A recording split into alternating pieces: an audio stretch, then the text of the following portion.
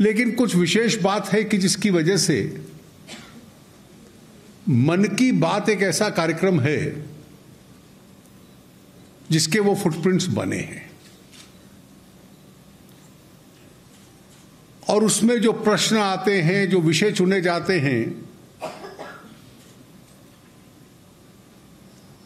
उनको बहुत समय बाद भी स्मरण करना यह संभव रहता है। जब कभी किसी सिनेमा या किसी सिनेमा के अंदर विशेष कुछ वाक्य हो, कोई लिरिक्स हो, कोई पुस्तक हो, कोई टेलीविजन प्रोग्राम हो, हमारे यहाँ इंटेलेक्चुअल प्रॉपर्टी में एक सफलता ये होती है ब्रांड की कि वर्षों और दशकों बाद उसको स्मरण करने की क्षमता लोगों की कितनी होती है। This is called the power of recall. हम में से बहुत लोग होंगे जिनको 50s और 60s का म्यूजिक याद होगा, लेकिन पिछले 10 वर्ष का याद नहीं है। और क्योंकि उनकी विशेषता थी, उसमें पावर ऑफ रिकॉल था। 50 साल पहले भी कुछ एक वाक्य सुना सिनेमा में, 1980s में और अर्ली 90s में जो दूरदर्शन पे सीरियल्स आए वो याद है, लेकिन उससे बहुत बड़े कमर्शियली सफल सीरियल पिछले 8-7 वर्षों के याद नहीं होंगे। और इसीलिए ये कारण है कि जो पावर ऑफ रिकॉल होता है उसमें क्षमता होती है कि अपने फुटप्रिंट्स ऐसे छोड़ जाए कि उसमें कही हुई बात एक चर्चा का विषय बन जाती है। एक वक्त था कि रेडियो बहुत पावरफुल मीडियम था।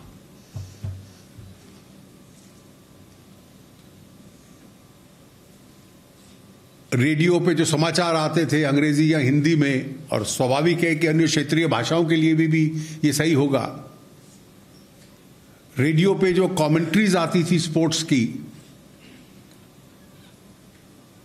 लोग उसी को सुनते थे। और मेरी पीढ़ी के जो लोग हैं वो भाषा को बोलने में, लैंग्वेज को बोलने में, उस वक्त के जो न्यूज रीडर्स होते थे या टेलीविजन रेडियो कमेंटेटर्स होते थे, अपनी भाषा की फ्लुएंसी और एक्सेंट उससे सीखते थे। और इसलिए जो लोग बायलिंगुअल या मल्टीलिंगुअल हैं, उसमें उस वक्त के रेडियो का सबसे अधिक प्रभाव था। और रेडियो की ज्योग्राफिकल रीच भी बहुत अधिक थी।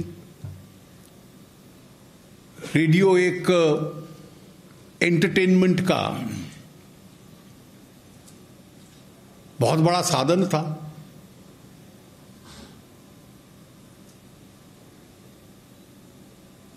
और इस वजह से जब टेलीविजन आया तो बहुत लोगों को लगा कि रेडियो का वो महत्व नहीं रहा।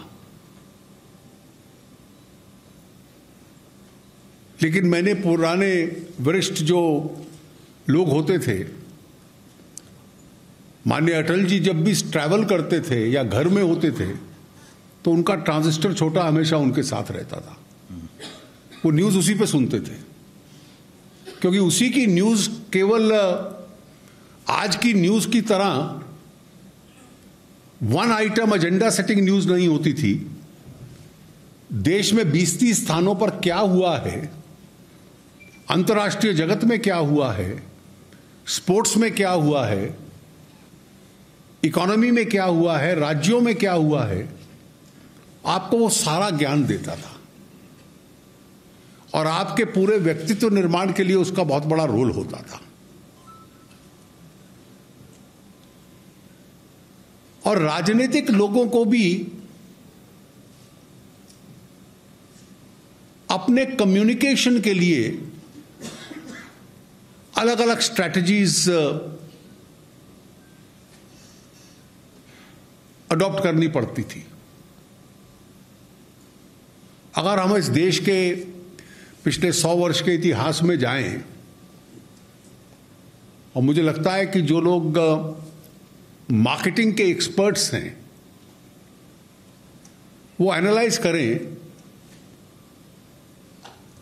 गांधी जी जैसा एक सरल वक्ता, वो बहुत कोई फोर्सफुल स्पीकर नहीं थे, लेकिन सरल भाषा में ऐसे शब्दों में बोलते थे और उनके विचार ऐसे होते थे